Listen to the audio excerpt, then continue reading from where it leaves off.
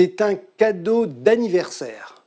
Et très précisément, la remise d'un album de Tintin qui est à l'origine de la création du Festival international de la bande dessinée d'Angoulême, dont la 42e édition se déroule cette année du 29 janvier au 1er février. Nous sommes dans les années 1960. Angoulême est une petite ville endormie du milieu de la France. Et ce jour-là, Francis Groult, un homme parfaitement inconnu du grand public, aperçoit dans la vitrine d'un libraire la réédition des Cigares du Pharaon, l'un des albums mythiques de Tintin. Le soir venu, Francis Groult, retenez bien son nom, Francis Groult, en parle à son épouse. Tintin, c'est en effet toute son enfance, et notamment ces fameuses séances de catéchisme où le curé montrait des histoires de Tintin avec une lanterne magique. Madame Groult n'en perd pas une miette. Et quelques jours plus tard, elle offre à son mari, comme cadeau d'anniversaire, le fameux album des Cigares du Pharaon. Un geste d'amour qui va être à l'origine de la création du plus grand festival de BD d'Europe, organisé pour la première fois en 1974, il y a 41 ans. Je suis devenu passionné de BD, raconte Francis Groult, et j'en ai acheté plein. Les Astérix, les Lucky Luke, les Spirou. Et quand on a une passion, nous dit-il, on a envie de la partager. Eh bien, Francis Groult va tenir parole. En avril 1969, avec l'aide d'un ami, Claude Moliterni, créateur de la revue Phénix, il crée à Angoulême une semaine de la bande dessinée.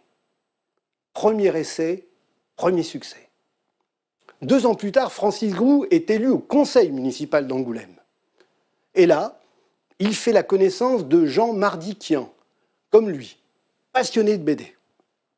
Ensemble, ils se rendent en Italie pour visiter le festival de bande dessinée de Lucca, auquel Claude Moliterni collabore.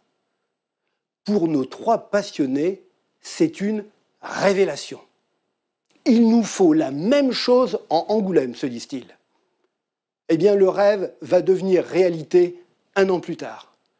C'est ainsi que naît en janvier 1974 le premier salon international de la bande dessinée d'Angoulême.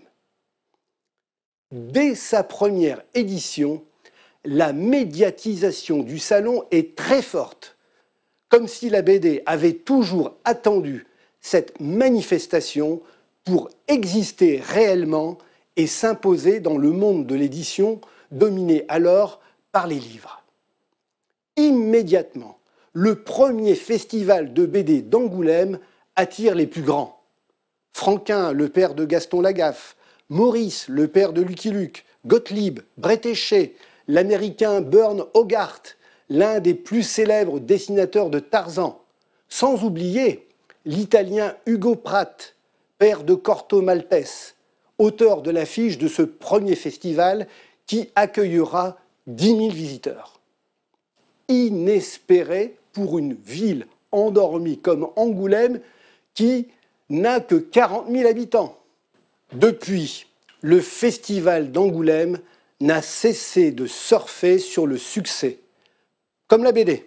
Et cette année, ce n'est pas 10 000, mais 200 000 visiteurs qui viendront flâner dans ces allées.